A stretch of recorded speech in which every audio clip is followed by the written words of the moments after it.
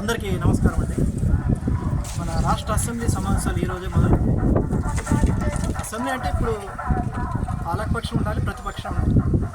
కేవలం ప్రతిపక్ష హోదా దక్కలేనంత మాత్రాన నేను అసెంబ్లీకి రాను, నాకు సమయం ఎక్కువ ఇవ్వాలి, ప్రతిపక్ష హోదాగా గుర్తిస్తేనే వస్తాను అని ఎన్నడూ లేని కండిషన్లు పెట్టి జగన్మోహన్ రెడ్డి తప్పించుకున్నాడు. నిజంగా ప్రతిపక్ష హోదా ఉంటేనే అసెంబ్లీకి రావాలా? 2014 నుంచి 2019 కాంగ్రెస్కి ప్రతిపక్ష హోదా ఉందా? 19 నుంచి 24 వరకు కాంగ్రెస్ ప్రతిపక్ష హోదా ఉందా? రాహుల్ గాంధీ రాలేదా? ప్రతిపక్ష హోదానే ఉంటే కమ్యూనిస్టులు ఎంతమంది ఉంటారు విడివిడిగా రాష్ట్రాల్లో? ఒక్కో రాష్ట్రానికి వచ్చి 3-4 ఎమ్మెల్యేలు ఉంటారు. మరి వాళ్ళు వచ్చి సమస్యల మీద కొట్లాడలేదా? జగన్మోహన్ రెడ్డి ఎందుకు విచిత్ర ధోరణి ప్రదర్శిస్తున్నాడు? ఎప్పుడైనా ఉమ్మడి రాష్ట్రంగా ఇప్పుడు చూసాం ఇలా ప్రతిపక్ష హోదా లేదని ఇలా అసెంబ్లీకి డుమ్మా కొట్టే మాజీ ముఖ్యమంత్రి ఎవరన్నా చూసాము మనం. కేవలం ఎందుకు మన తెలుగు రాష్ట్రాల్లోనే ఇలాంటి విపరీత ధోరణులు ప్రదర్శిస్తున్నారు కేసీఆర్ కానీ జగన్ కానీ? ఇప్పుడు గవర్నమెంట్ ఏర్పడి 1.5 years వస్తుంది. వాళ్ళు ఎన్నో హామీలు ఇచ్చారు ఎన్డీఏ గవర్నమెంట్, అవన్నీ ఇప్పుడు వరకు ఫుల్ఫిల్ అయినాయా? జగన్మోహన్ రెడ్డి ఎందుకు ఈ అవకాశాన్ని మిస్ చేసుకుంటున్నాడు? అసెంబ్లీకి వచ్చి మీకు కేటాయించేది గంటలు 11 మంది ఎమ్మెల్యేలు ఉన్నారు, 50 నిమిషాలను మీకు రాదా? ప్రభుత్వాన్ని ఒక్క మాటన్నా ప్రశ్నించవచ్చు కదా? ఎందుకు అసెంబ్లీకి డుమ్మా కొడుతున్నారు?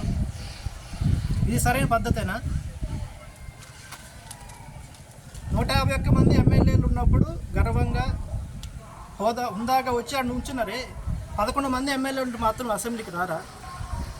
ఏంటి సాంప్రదాయం? మన పక్క రాష్ట్రాలకు ఇచ్చే సాంప్రదాయం ఇదేనా? ఎందుకు తెలుగు రాష్ట్రాల్లో ఇలాంటి ధోరణులు కనిపిస్తున్నాయి? ఖచ్చితంగా ఈ 11 మంది ఎమ్మెల్యేలు మీతో ఉంటారనుకుంటున్నారా? మీరు ఇలానే ప్రవర్తిస్తే 11 మందికి వాళ్ళు కదా, వాళ్ళు చాలామంది మెజార్టీ ఎమ్మెల్యే వెళ్ళిపోయే అవకాశం ఉంది. ఎందుకంటే మీ వల్ల వాళ్ళు రిస్క్లో పడుతున్నారు.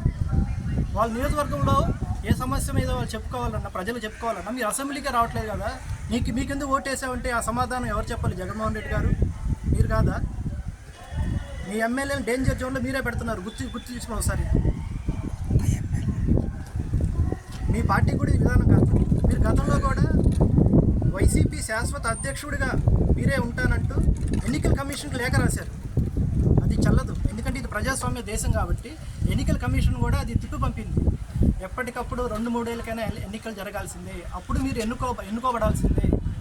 అంతేగాని నాకు 151 మంది ఎమ్మెల్యేలు ఉన్నారు, ఇది ప్రాంతీయ పార్టీ, నేను చెప్పిందే వేదం, అలాంటి నిర్ణయాలు ఎన్నికల కమిషన్ ముందు పనికిరావు. ఇప్పుడు కూడా మీరు ఇదే విధంగా ధోరణి ప్రవర్తిస్తుంటే రేపు ఎన్నికల్లోకి ప్రచారానికి కూడా మీరు ఓట్లు అడగలేరు. ఎందుకంటే మీకు సరైన విధానం లేదు. 3 రాజధానులు అంటారు, ఒకే రాజధాని అంటారు. ఫస్ట్ మీ కింద స్థాయి వాళ్ళకి కేడర్కి చెప్పుకోవాలి ఏంటని. ఇవన్నీ కాకుండా మీరు అసెంబ్లీకి రాకపోవడం పెద్ద మన ఆంధ్రప్రదేశ్ రాష్ట్రంలో బ్లాక్ డేగా మిగిలిపోయింది మీరు చేసే విధానం వల్ల. తెలంగాణలో బీజేపీ 8 మంది ఎమ్మెల్యేలు ఉన్నారు, వాళ్ళు రావట్లేదా? ఎంఐఎంకి 7 మంది ఎమ్మెల్యేలు ఉన్నారు, వాళ్ళు రావట్లేదా? సిపిఐకి ఒకే ఎమ్మెల్యే ఉన్నాడు, రావట్లేదా? ఇదేం జగన్మోహన్ రెడ్డి కొత్తగా విచిత్రంగా మీరు నిర్ణయాలు మీరు మార్చుకోవాలి. లేకపోతే మీ పార్టీ మీరు భూస్థాపితం చేసుకోవాల్సి వస్తుంది. ఆ రోజు దగ్గరలో ఉందని కోరుకుంటున్నారా? రండి, రాష్ట్ర ప్రజల కోసంలో మీరు అసెంబ్లీకి రావాలి, సమస్యలు ఎత్తి చూపాలి. 10 నిమిషాలు కాదు కదా, 1 నిమిషమైనా మీరు అసెంబ్లీలో చర్చలు ఎత్తే దానికి చాలా విలువ ఉంటుంది. 2014 నుంచి 2019 మధ్యన జగన్ ఎలా ఉండేవాడు? అసెంబ్లీలో మాట్లాడే జగన్ ఈనాడు ఎందుకు వెనకబడిపోతున్నాడు? ఎందుకు రావట్లేదు? ఒకసారి మరణం చేసుకోండి జగన్మోహన్ రెడ్డి గారు. వీడియో నచ్చితే లైక్ చేయండి, షేర్ చేయండి, సబ్స్క్రైబ్ చేయండి. అందరికీ థ్యాంక్స్.